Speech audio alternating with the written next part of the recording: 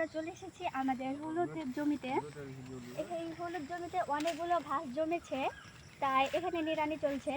এটা আমাদের ভাষায় নিড়ানি বলে। আপনারা দেখতেই পাচ্ছেন নিড়ানির কাজগুলো কিভাবে শুরু করা হচ্ছে।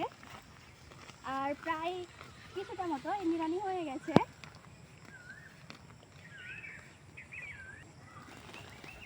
এই কাজটা আরও কিছুদিন আগে করার দরকার ছিল।